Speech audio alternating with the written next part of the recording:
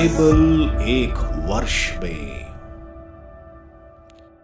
नमस्कार, आप सबका बाइबल एक वर्ष में स्वागत है। आप सब ने जो कदम उठाया है प्रभु के वचन सुनने के लिए, यह हमारे जीवन के अंधेरों को दूर करेंगे और हमें प्रभु के प्रकाश में चलाएंगे। आज हम सैमुअल के पहले ग्रंथ का अध्याय 19, 20, आयुब के ग्रंथ का अध्याय 29 और उपदेशक ग्रंथ का अध्याय 10 सुनेंगे। प्रभु का वचन सुनने से पहले आइए हम ईश्वर से प्रार्थना करें। हे प्रभु, हम आपका वचन सुनने वाले हैं।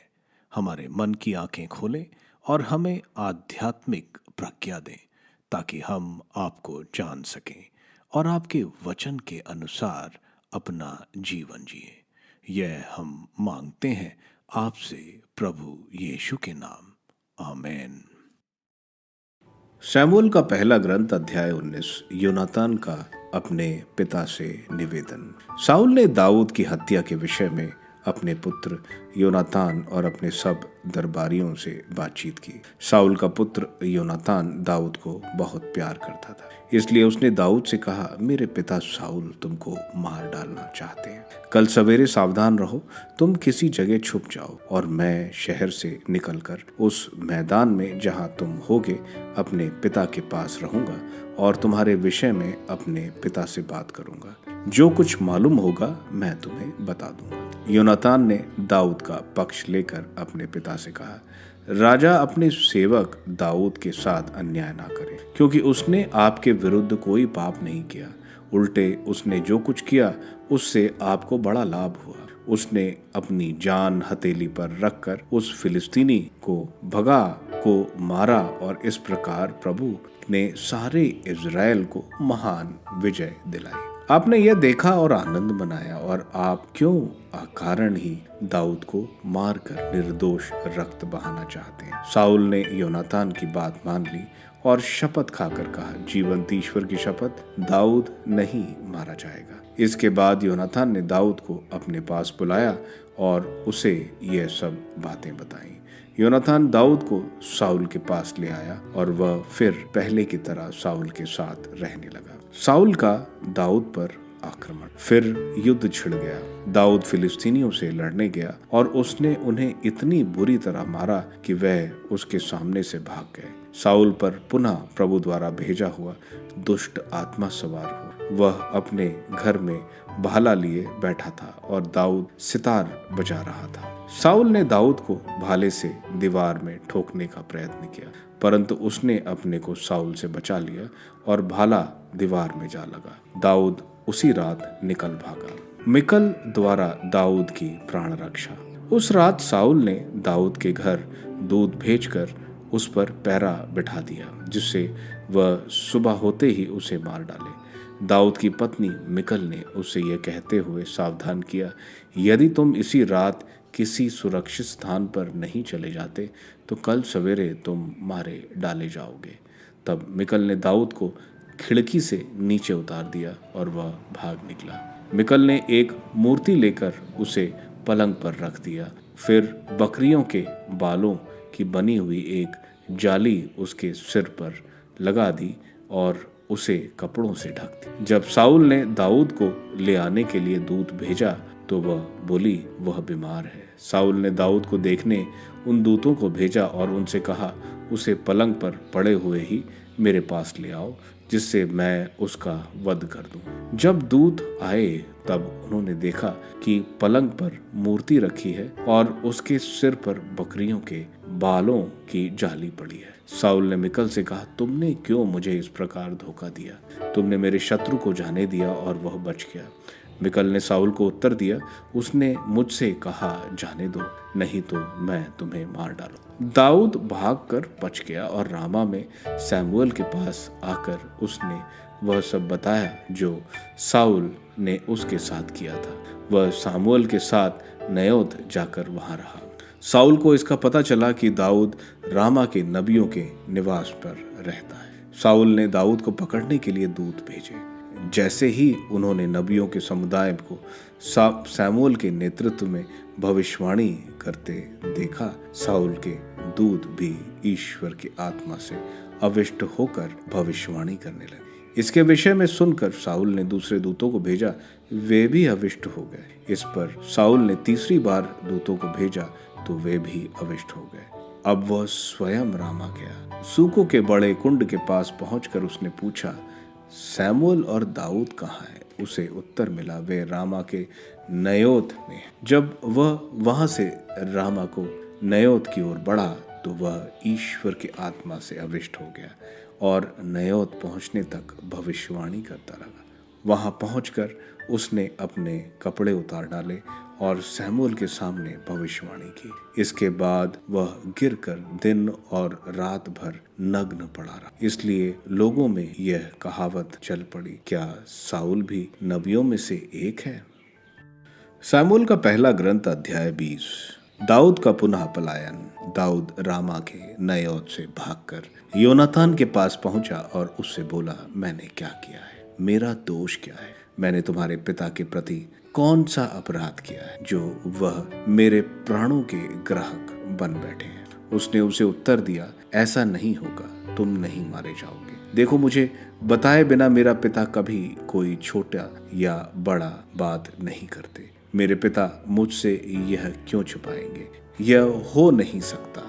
दाऊद ने उत्तर दिया, तुम्हारे पिता अच्छी तरह जानते हैं कि तुम मुझे प्यार करते हो और इसलिए वह सोचते हैं कि योनातान को इस बात का पता ना चले, नहीं तो वह दुखी हो। मैं प्रभु की शपथ और तुम्हारी शपथ खाकर कहता हूँ कि मेरे और मृत्यु के बीच अब केवल एक कदम की दूरी रह गई है। योनातान ने दाऊद से कहा, तुम मुझसे जो कुछ चाहोगे मैं तुम्हारे लिए वह सब करूंगा। दाऊद ने योनातान से कहा, देखो, कल अमावस है, मुझे राजा के साथ भोजन करना पड़ेगा, इसलिए तुम मुझे जाने की अनुमति दो, जिससे मैं तीसरे दिन की शाम तक खेत में छुपा रहूं। यदि तुम्हारे पिता मुझे ढूंढे तो उनसे कहना कि दाऊद ने मुझसे आग्रह किया है कि उसे अपने नगर बेतलहम जाने की अनुमति दे, क्योंकि वहां उसके सारे कुल के लिए वार्षिक बलिदान चढ़ाया जा रहा है। यदि वह कह दे कि ठीक है तो तुम्हारे इस सेवक को कोई खतरा नहीं है, परंतु यदि वह क्रुद्ध हो जाए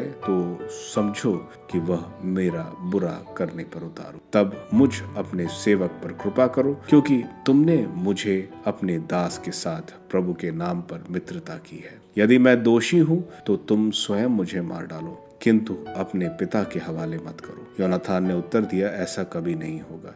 यदि मुझे इसका पता होता कि मेरा पिता तुम्हारा बुरा करने पर ही उतारी है तो मैं तुम्हें यह अवश्य बताता। दाऊद ने योनातान से कहा, तो मुझे कौन बताएगा कि तुम्हारे पिता ने कठोर उत्तर दिया। योनातान ने दाऊद से कहा, चलो हम खेत चलें। दोनों खेत चले गए। जब योनातान ने दाऊद से कहा, प्रभु इज़राइल का ईश्वर यह जानता है कि कल या परसों मैं इसी समय अपने पिता की थाल लूंगा। यदि उनके मन में तुम्हारे प्रति सद्भाव होगा तो मैं अवश्य ही किसी को भेजकर तुम्हें सूचित करूंगा। और यदि मेरे पिता तुम्हारा बुरा करना चाहेंगे तो यदि वह मैं स्वयं तुम्हें ना बताऊं और तब यदि तुम्हें ना जाने दूं जिससे तुम सुरक्षित रहो, तो प्रभु योनातान को कठोर से कठोर दंड दिलाए। प्रभु तुम्हारे साथ हो जैसे वह मेरे पिता के साथ रहा है। जब तक मैं जीवित हूँ तुम पर प्रभु जैसा अनुग्रह बनाए रखो, जिससे मेरा वध ना किया जाए। मेरे घराने पर से अपनी कृपा दृष्टि मत हटाओ, उस समय भी नहीं जब ईश्वर पृथ्वी पर से दाऊद के सब शत्रुओं को मिटा देगा। योनातान ने यह कहते हुए दाऊद के घराने के साथ मित्रता की।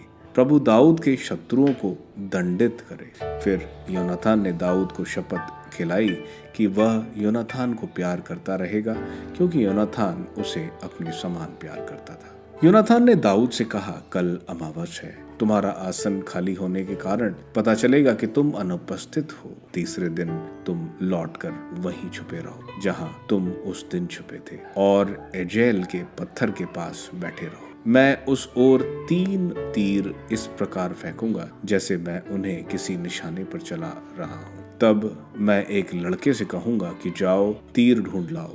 यदि मैं उस लड़के से कहूँ तीर तुम्हारे इस तरफ है तो तुम आओ, क्योंकि तुम सुरक्षित हो। जीवन प्रभु की शपथ, तुमको कुछ नहीं होगा। परंतु यदि मैं उस लड़के से कहूँ देखो तीर तुम्हारे उस तरफ है तो भाग जाओ, क्योंकि प्रभु चाहता है कि तुम चले जाओ। प्रभु मेरे और तुम्हारे बीच इस बात का सदा साक्षी रहेगा। दाऊद ने अपने को खेत में छिपा रखा। अमावस के दिन राजा भोजन करने बैठा। राजा सजा की भांति दीवार के पास अपने स्थान पर बैठा। उसके सामने योनाथन और साउल के बगल में अबनेर। दाऊद की जगह खाली रह गई। उस दिन साउल ने कुछ नहीं कहा। उसने सोचा कि दाऊद निश्चय ही किसी कारण अशुद्ध होगा। जब अमावस के दूसरे दिन भी दाऊद की जगह खाली रह गई, तब साउल ने अपने पुत्र योनाथन से पूछा, यिशै का पुत्र कल और आज भोजन पर क्यों नहीं आया?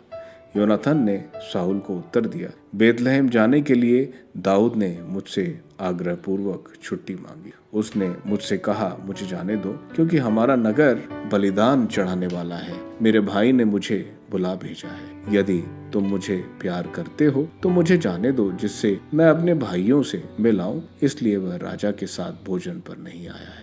तब साउल को योनाथन पर बड़ा क्रोध आया और उसने उसको फटकारते हुए कहा, अरे तुम कुटिल और विद्रोही माँ के पुत्र, मैं जानता हूँ कि तुम अपना मुंह और अपनी माँ का मुंह काला करने के लिए यिशै के पुत्र का पक्ष लेते हो। जब तक यिशै का पुत्र पृथ्वी पर जीवित है, तब तक यह समझ लेना कि ना तो तुम सुरक्षित रह सकते और ना तुम्हारा राज्य। अब किसी को भेजकर उसे मेरे पास बुलवा लो, उसे अब मरना ही हो। योनाथन ने अपने पिता साउल से कहा, क्या वह क्यों मारा जाएगा? उसने क्या बिगाड़ा है? इस पर साउल ने उसे मारने के लिए उसकी ओर भाला चलाया। अब योनाथन का विश्वास हो गया कि उसका पिता निश्चय ही दाऊद को मार डालना चाहता है। योनाथन बहुत क्रोध में भोजन की मेज पर से उठकर चल दिया। अमावस के दूसरे दिन उसने कुछ नहीं खाया। वह दाऊद के लिए बड़ा दुखी था, क्योंकि उसके पिता ने उसका अपमान किया था। दूसरे दिन सवेरे योनाथन निश्चित किए हुए स्थान पर खेत में दाऊद से मिलने गया। उसके साथ एक छोटा लड़का था। उसने उस लड़के से कहा, दौड़कर यह तीर ढूंढ लाओ जिन्हें मैं छोड़ रहा हूं। वह लड़का दौड़ा और उसके आगे एक तीर छोड़ा। जब वह लड़का योनाथन के छोड़े हुए तीर के पास आया, तब योनाथन ने उसे पुकार कर कहा, क्या तीर तुमसे और आगे नहीं? तब योनाथन ने फिर लड़के से कहा, जल्दी जाओ, रुको मत। योनाथन के साथ का लड़का तीर उठाकर अपने स्वामी के पास लौट आया, परंतु लड़का कुछ जान न पाया। केवल योनाथन और दाऊद ही यह बात जान सके। योनाथन ने अपने हथियार अपने साथ के लड़के को दिए और उन्हें नगर में ले जाने की आज्ञा दी। लड़का चला गया तो दाऊद अपने छिपने के स्थान से निकला और उसने पृथ्वी पर सर झुकाकर 3 बार प्रणाम किया। इसके बाद दोनों एक दूसरे से लिपटकर देर तक रोते रहे। अंत में दाऊद संभल गया और योनाथन दाऊद से बोला, शांत मन से जाओ। हम दोनों ने प्रभु के नाम मित्रता की शपथ खाई। प्रभु सदा के लिए मेरे और तुम्हारे बीच, मेरे और तुम्हारे वंशजों के बीच साक्षी हो। अयूब का ग्रंथ अध्याय 29। अयूब ने अपना काव्य आगे बढ़ाते हुए कहा, कौन मुझे पहले की सुख शांति लौटाएगा? वह दिन जब ईश्वर मुझे सुरक्षित रखता था, जब उसका दीपक मेरे ऊपर चमकता था, जब मैं रात के समय ईश्वर की ज्योति में चलता था, जब मैं समृद्धि में जीवन बिताता था, जब मुझे ईश्वर की कृपा दृष्टि प्राप्त थी, जब सर्वशक्तिमान मेरे साथ था और मेरे बाल बच्चे मुझे घेरे रहते थे, जब मैं अपने पैर दूध से धोता और उत्तम तेल की धाराओं से नहाता था, जब मैं नगर के फाटक जाकर चौक में अपने आसन पर बैठ जाता था, तो जवान मुझे देखकर खिसक जाते थे, वृद्ध उठकर खड़े हो जाते थे, कुलीन लोग भी मुंह पर हाथ रखकर अपनी बातचीत बंद कर देते थे। शासकों की वाणी मौन हो जाती थी, उनकी जीभ तालू से चिपक जाती थी। जो लोग मेरी बात सुनते वे मुझे धन्य कहते और जो मुझे देखते वे मेरी प्रशंसा करते थे, क्योंकि मैं दुहाई देने वाले दरिद्र और निस्सहाय अनाथ की रक्षा करता था। मुझे मरणासन व्यक्ति का आशीर्वाद प्राप्त था। मैं विधवा का हृदय प्रसन्नता से भरता था। मैं धार्मिकता को वस्त्र की तरह ओढ़े था। मैं न्याय को चादर और पगड़ी की तरह पहनता था।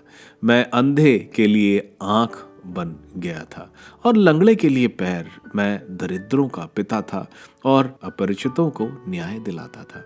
मैं दुष्टों के दांत तोड़ता और उनके जबड़े से शिकार छीनता था।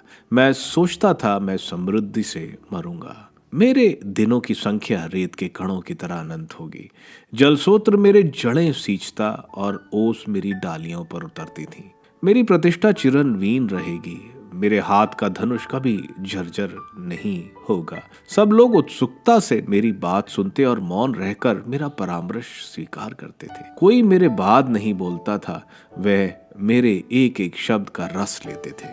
वे वर्षा की तरह मेरी वाणी की प्रतीक्षा करते थे। वे मुंह खोलकर वसंत की बौछार की तरह मेरे शब्दों की बूंद पीते थे। जब मैं उनकी ओर देखकर मुस्कुराता तो उन्हें अपनी आंखों पर विश्वास नहीं होता। मेरी मुस्कुराहट उनकी उदासी दूर करती थी। मैं उनका पथ प्रदर्शक और मुखिया था। मैं उनके बीच सेना में राजा के सदृश था। मैं शोक मनाने वालों के सांत्वना दाता जैसा था। उपदेशक ग्रंथ अध्याय 10। मरी हुई मक्खियां सुगंधित द्रव्य बिगाड़ती हैं। इस प्रकार थोड़ी सी मूर्खता प्रज्ञा और सम्मान को चौपट कर सकती है। बुद्धिमान का हृदय भलाई की ओर झुकता है और मूर्ख का हृदय बुराई की ओर। मार्ग पर चलने वाले मूर्ख को बुद्धि नहीं सूझती। वह सबको यह दिखा देता है कि वह कितना मूर्ख है। जब शासक तुम पर अप्रसन्न हो तो अपना काम मत छोड़ो, क्योंकि धैर्य बहुत सी गलतियां से बचाता है। मैंने पृथ्वी पर एक बुराई देखी है, एक ऐसी गलती जिसे शासक किया करते हैं। मूर्खों की नियुक्ति बड़े बड़े पदों पर होती है और धनियों की छोटे छोटे पदों पर। मैंने दासों को घोड़े पर यात्रा करते देखा है और शासकों को दासों जैसा पैदल जाते। सक्रियता, जो गड्ढा खोदता वह उसमें गिर सकता है। जो दीवार में सेंग लगाता उसे सांप काट सकता है। जो खदान में से पत्थर निकालता उसे चोट लग सकती है। जो लकड़ियां चीरता उसे उनसे खतरा रहता है। यदि तुम भुतेरे कुल्हाड़े की धार नहीं बजाते तो दुगना परिश्रम करना पड़ेगा। बुद्धिमानी सफलता की कुंजी है। यदि मंत्र सुनने से पहले सांप काट ले तो सपेरा क्या कर सकता है। प्रज्ञा और मूर्खता। बुद्धिमान के मुख से निकलने वाले शब्द प्रिय लगते हैं, किंतु मूर्ख की बातें उसके विनाश का कारण बनती हैं। उसके मुंह से निकलने वाले शब्द मूर्खता से प्रारंभ होते हैं, किंतु उनका अंत दुष्टतापूर्ण पागलपन है। मूर्ख बहुत बातें करते हैं, यह कोई भी नहीं जानता कि बाद में क्या होगा, और कोई भी उसे यह नहीं बता सकता कि उसके बाद क्या होने वाला है। मूर्ख अपने परिश्रम से इतना थक जाता है कि उसे नगर का रास्ता भी नहीं सूझता। राजा और शासन। उस देश पर शोक जिसका राजा बच्चा है, जिसके समांत प्रातःकाल में दावत उड़ाते। धन्य है वह देश जिसका राजा कुलीन है, जिसके समांत मतवाले बनने के लिए नहीं बल्कि बल प्राप्त करने के लिए उचित समय पर खाते पीते हैं। यदि कोई आलसी है तो उसकी छत बैठ जाती है। यदि उसके हाथ सुस्त हैं तो घर में पानी चूता है। लोग मन बहलाने के लिए भोजन करते और अंगूरी जीवन को आनंदपूर्ण बनाती है, किंतु धन से हर समस्या का समाधान हो जाता है। तुम मन में भी राजा की निंदा मत करो और अपने शयन कक्ष में भी धनी को मत धिक्कारो, क्योंकि आकाश की कोई चिड़िया तुम्हारे शब्द ले उड़ेगी, कोई पंखदार जीव तुम्हारी बात प्रकट कर देगा। सैमुअल के ग्रंथ के अध्याय 19 में हम देखते हैं दाऊद और सौल के बीच में दूरी बढ़ गई है। सौल को सैमुअल ने बताया था कि उसका राज्य उसे छीन लिया जाएगा और उसके पड़ोसी को दे दिया जाएगा। दाऊद की बड़ी विजय ईश्वर की उपस्थिति दिखाती थी। साउल समझ जाता है दाऊद ही ईश्वर द्वारा अभिषिक्त किया गया है, इसलिए वो दाऊद को मारना चाहता था। वहीं जोनाथन दाऊद का सच्चा दोस्त था। वो अपने पिता साउल से दाऊद को बचाना चाहता था।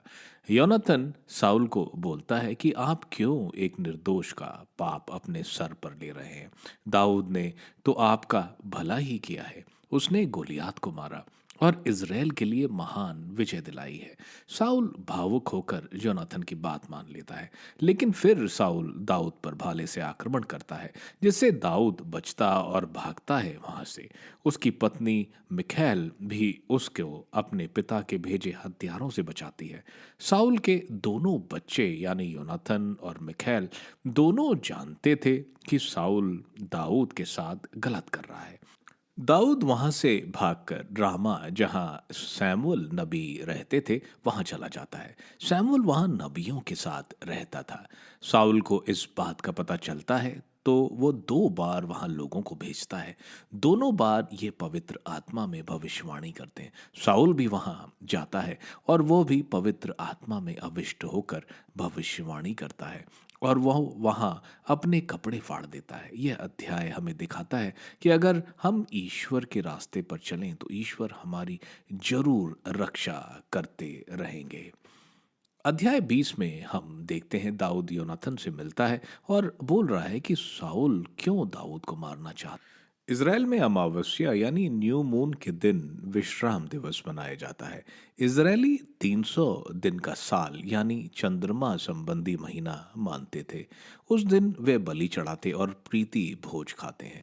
इस भोज में राजा के सारे विशिष्ट अधिकारियों को साथ में बैठ के भोज खाना जरूरी होता है। दाऊद योनाथन को बता रहा है कि तुम पता करो कि शाऊल दाऊद को मारना चाहता है या नहीं। दाऊद और योनाथन दोनों आपस में कसम खाते हैं कि दाऊद योनाथन के घर को हानि ना पहुंचाएगा, क्योंकि योनाथन को मालूम चल गया था कि दाऊद राजा बनेगा। ये दोनों एक कोड डिसाइड करते हैं कि अगर शाऊल दाऊद से गुस्सा नहीं है तो अपने बाण दूसरी तरफ फेंकेगा और बोलेगा कि बाण इस तरफ है, और अगर गुस्सा है तो बोलेगा कि बाण तुमसे दूर है, तो दाऊद वहां से भाग जाए। शाऊल खाने के समय पहले दिन दाऊद के बारे में कुछ नहीं पूछता, क्योंकि उसने सोचा था कि वो अशुद्ध है, क्योंकि अशुद्धता की हालत में सामूहिक भोज नहीं खा सकते। दूसरे दिन भी दाऊद के ना आने पर शाऊल बहुत गुस्सा होता है और सबके सामने जब योनाथन उसको दाऊद की सफाई देने को आता है तो शाऊल योनाथन को भी मारने को भाला फेंकता है। योनाथन दाऊद को बता देता है कि शाऊल उसको मारना चाहता है। हम देखते हैं दाऊद 3 बार योनाथन को दंडवत करता है, क्योंकि योनाथन राज्य का राजकुमार था और दाऊद अपने को उसका सेवक समझता था। यह दोनों बहुत रोते हैं। यह दाऊद और योनाथन की आखिरी मुलाकात थी। दाऊद एक बहुत दुखी समय से गुजर रहा था। यह अध्याय हमें दोस्ती और वादों पर खरा उतरना, जबकि जान का खतरा सामने हो, वो दिखाता है। दाऊद और योनाथन के बीच में यह हमें देखने को मिलता है।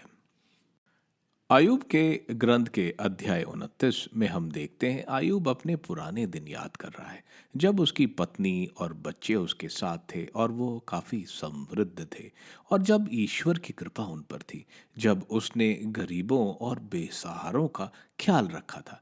तब आयूब सोचता था कि ऐसा उसके साथ जीवन में यह समय हमेशा रहेगा। आयूब बता रहा है तब वह एक नेता था जो दूसरों को शिक्षा और मार्ग दिखाता था।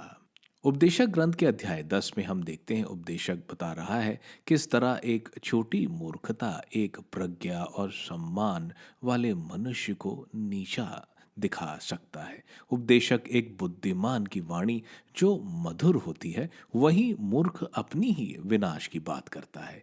यह अध्याय मुख्यतर प्रज्ञा और मूर्खता के बारे में बता रहा है। प्रज्ञा जो स्रोत है जो एक सफल जीवन प्रदान करता है। आप सबको धन्यवाद ईश्वर के वचन सुनने के लिए। मैं आपसे विनती करता हूं कि आप बाइबल एक वर्ष में को दूसरों के साथ शेयर करें, क्योंकि प्रभु का वचन स्वयं प्रभु यीशु है। प्रभु को दूसरों को देने वालों को प्रभु की आशीष जरूर मिलेगी। मैं आप सबका बड़ी बेसब्री से कल इंतजार करूंगा। धन्यवाद।